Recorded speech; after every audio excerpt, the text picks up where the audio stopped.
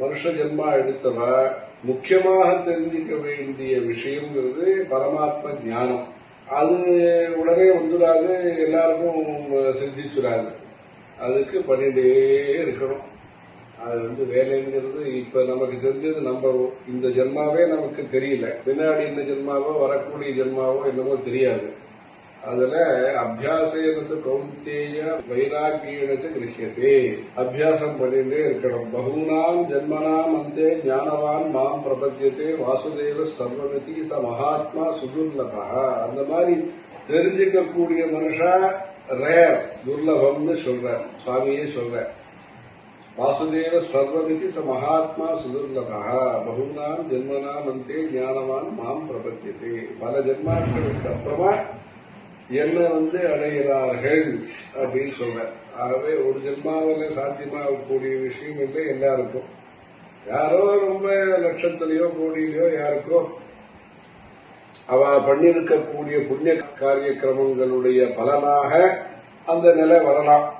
வாமதேவர்னு ஒருத்தர், அவருக்கு அந்த மாதிரி கர்ப்பத்தில் இருக்கும் போதே அவர் ஞானத்தை பத்தி எல்லாம் பேசினார்னு சொல்ற.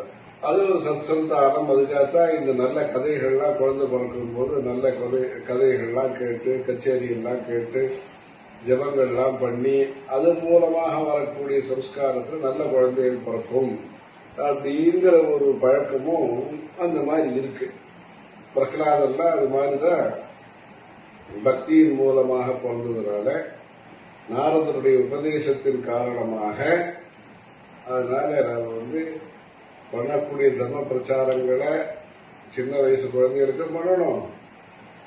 வரக்கூடிய நிலையில இருக்கக்கூடிய குழந்தைகளுக்கும் அந்த மாதிரியான இந்த பிரகலாத பக்தி வரும்படியாக அந்த மாதிரி பிரயத்தனமும் பண்ணணும். இதெல்லாம் பிரவൃத்தி மார்க்கம். ஞான மார்க்கத்துல புண்ணியமும் எனக்கு தேவையில்லை, சௌக்கியம் தேவையில்லை. இதெல்லாம் அந்த மாதிரி எதிலையுமே ஆசையற்ற பற்றற்ற நிலை. அந்த மாதிரியான நிலைமை என்ன இருக்கோ, தியாகே நேக்கே அமுதத்வமான சுஹு ந கர்மணான பிரஜயாதனே ந தியாகே நேக்கே அமுதத்வமான சுஹு இந்த சொல்லையில மந்திரம். அது லௌகீகமான சாதனங்கள் மூலமாக அந்த அமிர்தத்துவம் ஞானங்கிற நிலைமையை அடைய முடியாது. தியாகத்தின் மூலமாகத்தான் அதை அடைய முடியும்.